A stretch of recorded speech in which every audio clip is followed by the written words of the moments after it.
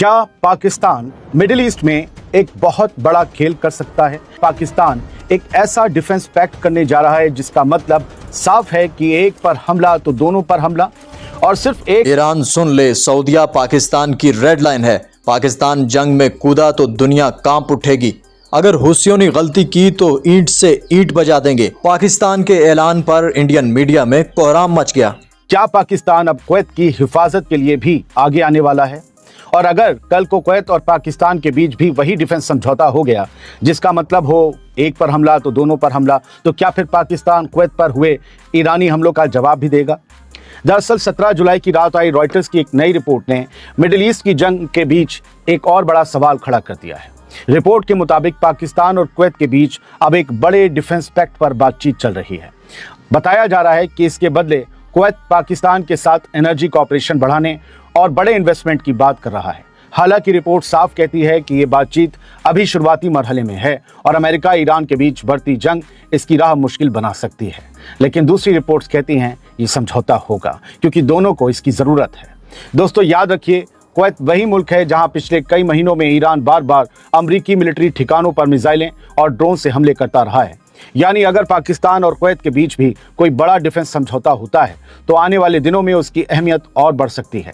Reuters के मुताबिक Kuwait चाहता है कि पाकिस्तान उसके साथ भी वैसा ही सिक्योरिटी इंतजाम करे जैसा पिछले साल सऊदी अरब के साथ किया गया था। रिपोर्ट में दावा किया गया है कि कुवैत की ख्वाहिश है कि पाकिस्तान वहां अपने हजारों फौजी, fighter jets, drones, air defence system और दूसरे मिलिट्री सहूलतें या दूसरे मिलिट्री साजो सामान मुहैया कराए कुवैत में। लेकिन पाकिस्तानी सोर्सेज का कहना है कि फिलहाल इस लेवल तक जाने का कोई फैसला नहीं हुआ है। यानी कुछ तो चल रहा है, फैसला तो हो रहा है, इस लेवल तक नहीं।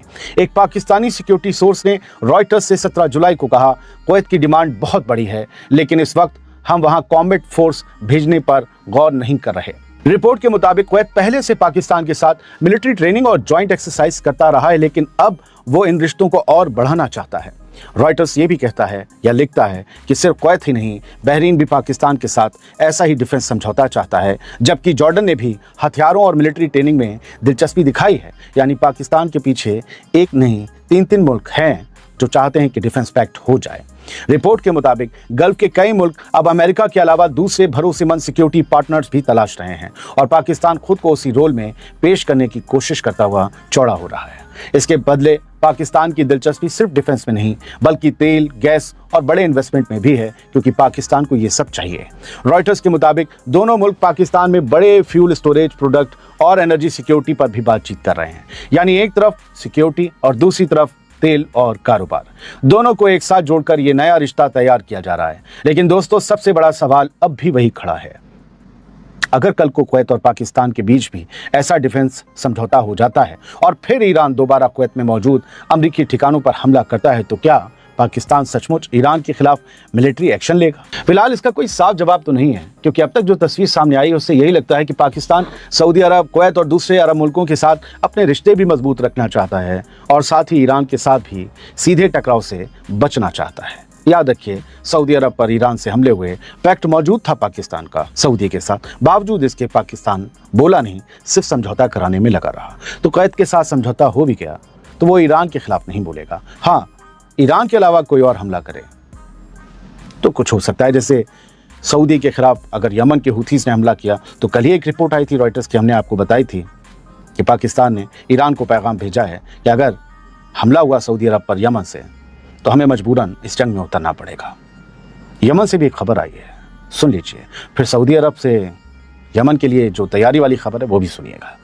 यमन के हुथीस अब जंग में कूदने के लिए तैयार हैं और उन्होंने अब ईरान के सुप्रीम लीडर मुश्तबा खामनेई के हर हुक्म पर अमल करने के लिए तैयार होने का ऐलान कर दिया है।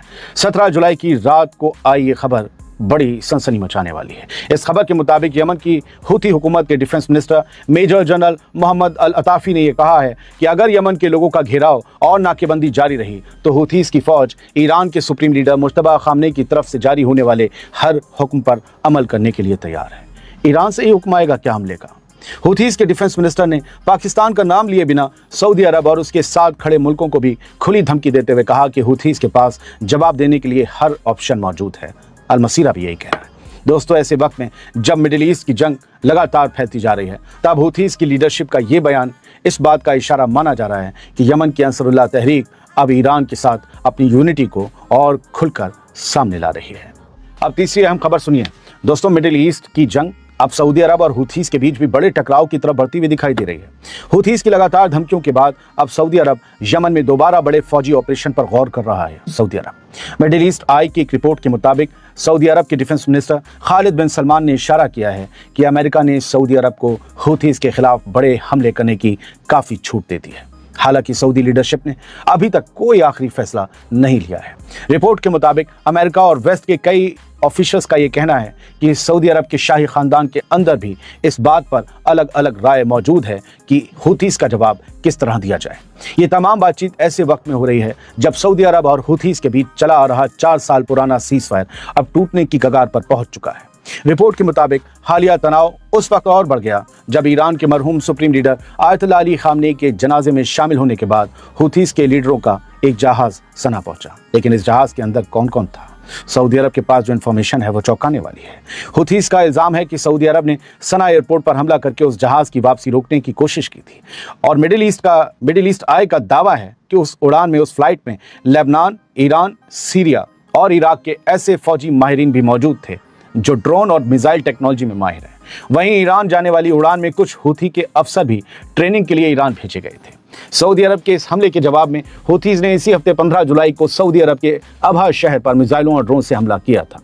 रिपोर्ट में कहा गया कि अगर सऊदी अरब और हुथीज के बीच फिर से मुकम्मल तरह की एक जंग शुरू होती है तो इससे सिर्फ यमन का इंसानी क्राइसिस ही नहीं बढ़ेगा बल्कि ऑयल मार्केट और सऊदी अरब की इकनॉमी को भी बड़ा झटका लग सकता है। खास बात यह है कि स्ट्रेट ऑफ हॉर्मुज़ में बढ़ते तनाव के बाद अब रेड सी यानी लाल सागर सऊदी अरब के तेल की सबसे अहम लाइफलाइन बन चुका है और सऊदी अरब अपनी ईस्ट वेस्ट पाइपलाइन के जरिए रोजाना तकरीबन 45 लाख बैरल तेल रेड सी के रास्ते दुनिया में भेज रहा है, बेच रहा है। ऐसे में अगर इस मोर्चे पर भी जंग भड़कती है, बाब अल मंदब बंद होता है तो उसका असर पूरी दुनिया की तेल सप्लाई और ग्लोबल इकनॉमी पर पड़ सकता है।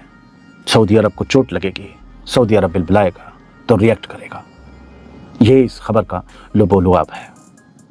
फिलहाल इन तीनों बड़ी खबरों के साथ इस वीडियो में इतना है। खबरें मैं आपको सुनाता हूँ, खबरें मैं बनाता नहीं हूँ। Thank you very much. सलामत रहिए, खुश रहिए। और आज़ाद बोल इंडिया आप ही लोगों का चैनल है दोस्तों। अब तक अगर सब्सक्राइब ना किया हो तो कर लीजिए ताकि आपको खबरों का नोटिफिकेशन सबसे पहले मिल जाए। Thank you. असल खबर यह नहीं है कि जो राइटर्स की खसूसी रिपोर्ट के अंदर आई है कि कुवैत जो है वो पाकिस्तान के साथ सऊदी अरब की तर्ज का एक दिफाई एग्रीमेंट करना चाहता है, बल्कि असल खबर वो है जो मिडिल ईस्ट के मुस्तकबिल का तयन कर रही है। जो अमेरिकी पार्लियामेंट के अंदर एक बिल लाने की तैयारी की जा रही है, वो बिल क्या है, वो कौन पेश करने जा रहा है, उसका मतन क्या है, उसके खदुखाल क्या है, और अगर वो बिल एक्सेप्ट हो जाता है, मंजूर हो जाता है, तो उसके बाद मिडिल ईस्ट का नक्शा क्या होगा। और जो पाकिस्तान की ये जो बढ़ते हुए किरदार के हवाले से खबरें आ रही हैं मिडिल ईस्ट के अंदर, उसकी भी सूरत हाल आप पर वाज़ेह हो जाएगी। और पाकिस्तान क्यों चाहेगा कि वो इतने पेचीदा वक्त के अंदर कुवैत के साथ भी अपने ताल्लुकात को दिफाई नोयत के ताल्लुकात के अंदर तब्दील कर ले। पाकिस्तान को ऐसी क्या तवक्को है सऊदी अरब से, कतर से, कुवैत से, इसके ऊपर भी हमने बात करनी है। ये 2 से 3 चीजें हैं जिनके पर आज के इस व्लॉग पर बात करेंगे। तो आगाज करते हैं। अस्सलाम वालेकुम। आज तारीख है 18 जुलाई 2026 और मैं हूं रजा अब्बास। आपसे दरखास्त की वीडियो को लाइक और चैनल को सब्सक्राइब जरूर कीजिएगा। सबसे पहले मैं राइटर्स की खसूसी रिपोर्ट आपके सामने रख देता हूं ताकि हम पाकिस्तान की पोजीशन को समझ सकें। फिर उसके बाद हम बात करेंगे जो अमेरिकी बिल लाने की तैयारी की जा रही है, उस बिल का मतन जो है लबे लुबाब है, मकसद है वो क्या है और अमेरिकी पोजीशन क्या होगी मिडिल ईस्ट के अंदर मुस्तकबिल में। राइटर्स की खसूसी रिपोर्ट है, अंग्रेजी में है, जाहिर है इसका उर्दू तर्जमा करके मैं आपके सामने पढ़कर रख रहा हूं। बताया गया कि जराये के मुताबिक पाकिस्तान कुवैत के साथ एक तोसी दिफाई मुआहदे के लिए मुज़ाकरात कर रहा है जिसके बदले में तवानाई के शोबे में ताउन और सरमायाकारी हासिल करने का इरादा रखता है। यह बात 5 जराये ने तस्दीक की है जो इस बातचीत में शामिल है। मुज़ाकरात इब्तदाई मराहिल में हैं और उन्हें अमेरिका और ईरान के दरमियान बढ़ती हुई कशीदगी से पेचीदगी का सामना हो सकता है। कुवैत पाकिस्तान से फौजी दस्ते, लड़ाका तैयारे, ड्रोन्स, फजाई दिफाई निज़ाम और दीगर दिफाई सहूलियात तलब कर रहा है जो सऊदी अरब के साथ पाकिस्तान के मौजूदा मुआहदे की तर्ज पर हो सकता है। एक पाकिस्तानी सरकारी एहलकार के मुताबिक कुवैत की ख्वाहिशात की फहरिस्त में सब कुछ शामिल है, लेकिन एक बात वाज़ेह है कि हम इस मरहले पर जंगी दस्तों की तैनाती पर गौर नहीं कर सकते। ताहम पाकिस्तान तवानाई की सलामती पर ताउन चाहता है, खासतौर पर तेल और ईंधन के ज़खायर बढ़ाने के लिए। यह बात याद रखिएगा, आगे चलकर मैं इसकी तफसील भी बयान करता हूं। कुवैत पाकिस्तान के साथ मौजूदा डीजल सप्लाई मुआहदे की बुनियाद पर बॉन्डेड फ्यूल स्टोरेज की तलाश में है।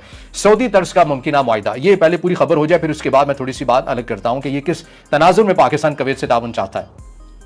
یہ ممکنہ معاہدہ پاکستان کے سعودی عرب کے ساتھ حالیہ دفاعی معاہدے کی طرز پر ہو سکتا ہے جس کے تحت سعودی عرب پر حملے کو پاکستان پر حملہ سمجھا جاتا ہے۔ کویت نے 2023 سے پاکستان کے ساتھ تربیت اور مشترکہ مشقوں کا محدود معاہدہ کر رکھا ہے، لیکن اب زیادہ جامع شراکت کا خواہش مند نظر آتا ہے۔ ذرائع بتاتے ہیں کہ خلیجی ممالک امریکہ کی اتحادی حیثیت پر تشویش کے باعث علاقائی دفاعی معاہدوں کی طرف راغب ہو رہے ہیں۔ پاکستان کی بڑی فوج اور خود ساختہ لڑاکا طیاروں کی صلاحیت اسے ایک پرکشش متبادل بھی بناتی ہے۔ اب آپ کو یاد ہوگا کہ تقریباً 2 سے 3 ہفتے پہلے ہم نے اپنے اسی پلیٹ فارم سے ایک ویلاگ کیا تھا جس میں سعودی عرب اور کویت کے ساتھ ایک ایگریمنٹ کی بات کی گئی تھی جو مستقبل میں پاکستان کے ساتھ ہو سکتا ہے۔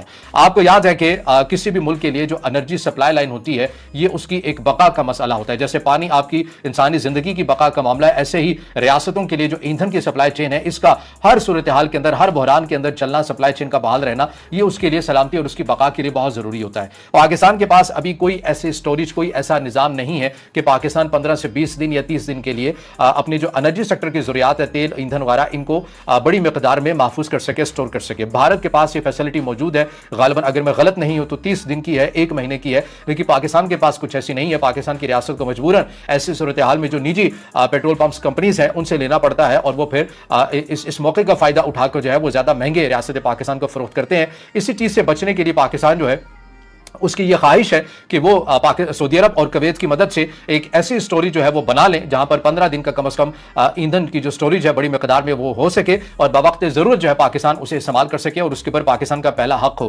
ظاہر ہے یہ مفت میں نہیں ملے گا، اور سعودی عرب اور کویت یہاں پر سٹوریج 15 دن کی یہ سٹوریج اس لیے دینے کے اوپر آمادہ ہو جائیں گے کہ اگر کوئی سعودی عرب یا کویت کا تیل یا ڈیزل کا کوئی خریدار اس ریجن کے اندر ہے، مثال کے طور پر چائنا ہے، چائنا نے اگر سعودی عرب سے منگوانا ہے تو سعودی عرب چائنا کو یہ کہہ سکتا ہے کہ پاکستان کے اندر ہماری سٹوریج ہے، آپ وہاں سے لے لیجئے، ہم مزید جو ہے وہ بھجوا دیں گے، تو یہاں سے بھی فروخت ہو سکتا ہے۔ اور اگر پاکستان کو بحران کے دنوں میں ضرورت پڑتی ہے تو اس کے اوپر پہلا جو حق ہوگا وہ پاکستان کا ہوگا۔ پاکستان نے بھی پیسے لے کر ہی استعمال کرنا ہے، لیکن پاکستان کو یہ ہوگا کہ انتظار نہیں کرنا پڑے گا کہ وہ آئے گا، وہاں سے گزر کر آئے گا، جیسے کہ اپنا ہرمز باندھ تھی تو ایک مشکل تھا، چیزیں تھیں، تو پاکستان کو یہ پتا ہوگا کہ 15 سے 20 دن کے پاس ہمارا جو بڑی مقدار میں ایندھن یہاں پر ہے وہ ہمارے اپنے ہی ملک کے اندر ہے، اور ہم اسے پیسے دے کر استعمال کر سکتے ہیں ہماری رسائی میں۔